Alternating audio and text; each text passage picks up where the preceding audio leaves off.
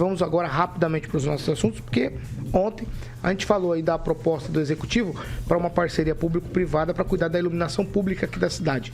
A empresa que vencesse aí e fosse a parceira da Prefeitura teria 25 anos de segundo projeto para explorar e cuidar da iluminação aqui de toda a cidade de Maringá.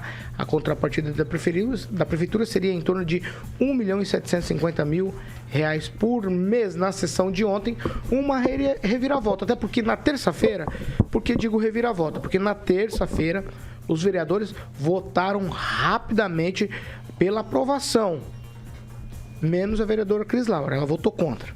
Aí ontem o presidente da Casa, Mauro Sokawa, pediu a retirada da apreciação da votação, da segunda votação, no caso aqui, por 2 sessões. E agora eles dizem que precisam avaliar melhor depois de já ter votado lá favoravelmente, né? Pelo menos a maioria dos vereadores votaram favoravelmente. Professor Jorge, já começo com o senhor, porque alguns esclarecimentos foram feitos ontem por essa bancada. Eu acho que mais gente da sociedade se manifestou a respeito também, para que a cidade possa ser discutida, é o que falamos todos os dias, tanto na edição das 7 da manhã aqui no RCC News, como na edição das 18 horas. A cidade precisa ser mais discutida para a gente tocar com bastante tranquilidade aí e observar o que é feito com o dinheiro público. O Paulo tem toda a razão na sua fala, e cada um dos maringaenses que paga uma conta de luz pode verificar quanto dinheiro dele vai ser aplicado nesse negócio. Por exemplo, a minha conta que está aqui é de contribuição de iluminação pública municipal, R$ 28,46 que saem do meu bolso e que vão para esse valor acumulado ao ano em 2021 de R$ 43 milhões.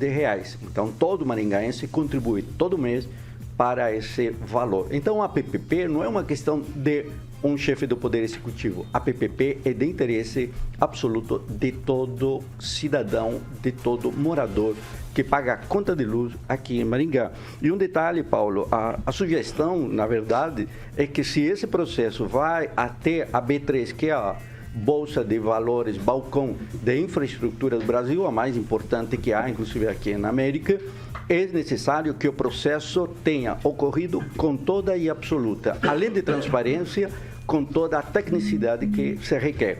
A sugestão aí de amizade mesmo, de afeto com o prefeito, é que o projeto teria que ser retirado pelo Executivo para adequação. E quais são as adequações? Primeiro, que exista um edital de convocação daquele conselho, exista um regimento desse conselho que, após ser visto pela Câmara, ele realizou a reunião. O dia 7, a Câmara comunica que falta aquela ata de reunião do Conselho e o dia 8, rapidamente aparece essa reunião sem nenhum edital. Então é necessário fazer as correções, porque há uma análise detalhadíssima do processo quando ele vai para a Bolsa. Tanto é que Curitiba, o processo de Curitiba da PPP, ele foi suspenso quando já estava na boca de ir para o leilão. Foi suspenso o dia 20 aí de junho e continua suspenso em razão justamente da questão documental. Então é um processo que tem falhas, erros, vícios graves e que é necessário corrigi-lo. É melhor retirá-lo e fazer as correções necessárias. O professor, rapidamente eu quero ouvir do senhor o seguinte: o presidente Mauro Sokawa, ele te convenceu com os argumentos para retirar o projeto de votação? Eu creio que os argumentos foram trazidos por esta bancada, eles foram substanciais. Havia referência a páginas, havia referência a ofícios. Todo isto mostra falhas no processo justamente que se tramitou no Poder Executivo. Então, o Poder Executivo não pode mandar um projeto de lei cujo estudo é uma minuta. O projeto tem que ir com o estudo completo. Aliás, essa minuta era a terceira estudo técnico. Então, cadê o primeiro, cadê o segundo estudo técnico? E esses estudos técnicos teriam que ter sido publicados para que a comunidade toda tomasse conhecimento de quais são as características e condições para esse processo que é tão importante. Estamos falando de contrato há 25 anos. 25 anos é um tempo muito longo, muito extenso, em que podem haver, então, aditivos. E daí? vamos continuar nessa situação de contratos que são problemas em Maringá? Vamos lá, citamos professor. dois aqui, da TCC e da Sanepar. Quem, Rafael?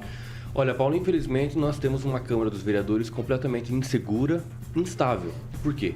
Porque toda discussão, quando não passa por comissões, vai diretamente a plenários, acaba querendo ou não ficando aí... Deixa eu só fazer uma correção, que passou por todas as comissões. Eu não estou dizendo só essa. Mas, Aguinaldo, não fala bobagem, não fala bobagem. O próprio sujeito que esteve passou por todas as comissões. Passou pela comissão. Veja, ontem às 18 horas falaram essa bobagem. Votou numa comissão e eu mesmo votou lá. Por exemplo, aqui, o banheiro lá, naquele conselho, o banheiro né? coletivo unissex não passou pela comissão, já foi para plenário, teve uma discussão.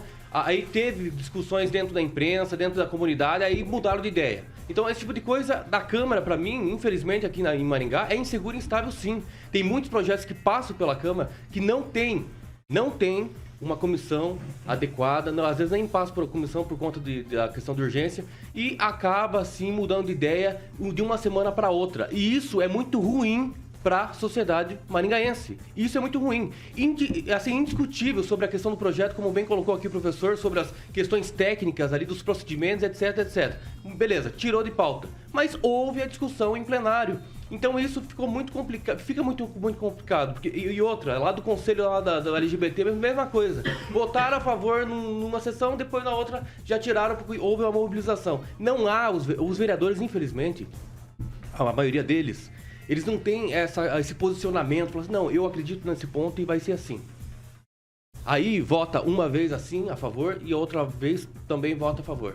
Muda completamente. Se a gente fala mas se tiver errado, mudar de ideia não é bom? Tudo bem, pode ser, mas isso vem frequentemente acontecendo em projetos importantes para a cidade. Algumas questões de licitação passam, outras não, e daí a gente vem debate aqui e acaba sendo uma insegurança, uma incerteza. Infelizmente, a Câmara dos Vereadores está dessa forma. E eu tenho que dar parabéns aqui a Cris Lauer, que foi a única que votou contra. Aguinaldo Vieira, já aproveito.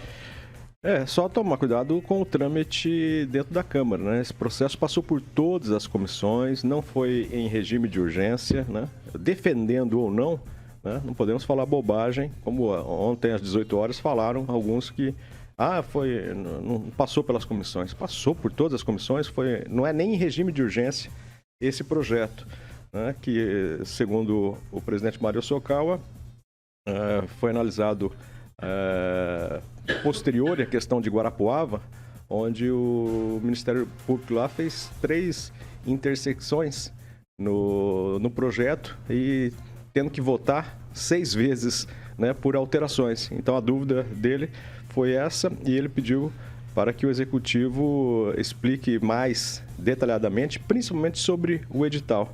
E passando por uma das comissões foi colocada uma emenda, se não me engano, pelo vereador de Guatemi, Onivaldo Barres, né, colocando uma emenda lá, justamente, então isso é uma dúvida sobre o edital.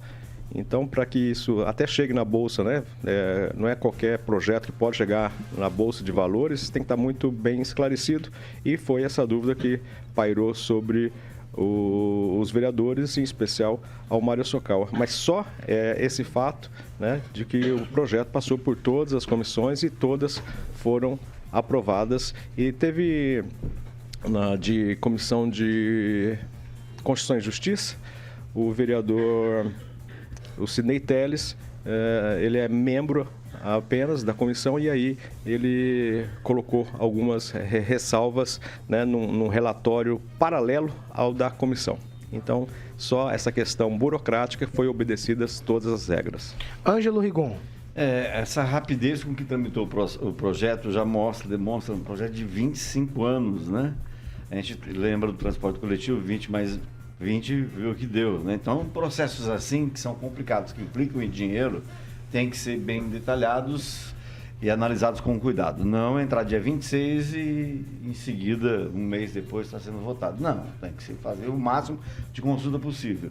Ainda aqui não há vereadores, eu acho que é só o Mário Sokawa, que lembram daquele episódio da Sanepar, que o Sérgio Ferreira também quis vender as ações da Sanepar, acabou vendendo e deu um bururu danado. Então, tudo que é polêmico, você não pode passar com a barriga, empurrar com a barriga e fazer a coisa andar assim. Só para lembrar que a questão da iluminação pública é tão forte e movimenta tanto dinheiro que quando os prefeitos de qualquer cidade mexem com isso é porque você pode levantar os olhos assim. Havia um espanhol aqui em Maringá, junto com o Frank Silva, o Aguinaldo lembra bem disso, que fez aquele projeto de Smart City. Sabe qual que seria a contrapartida dele? Ele automatizaria todos os semáforos, cuidaria de tudo, Wi-Fi, tudo quanto é lugar da cidade, em troca da iluminação. Então você tem uma ideia de quanto a iluminação mexe com o dinheiro. E para encerrar, quando a Câmara quer, quando ela tem interesse, ela faz as coisas caminharem. Então eu tenho a impressão que, apesar das emendas que ajudaram, obviamente que tem gente ali interessada em que a coisa ande rápido. Vou lembrar uma entrega de um título, a proposta de um título, até o vereador é ouvinte assíduo aqui do programa, foi a lei dele. Foi apresentado num dia, do dia foi aprovado, já foi entregue na semana seguinte por o dono de uma rede de atacarejo. Então, quando a Câmara quer, faz a coisa andar, que é uma maravilha. Quando a coisa envolve milhões, a gente tem que ter um pouquinho mais de cuidado.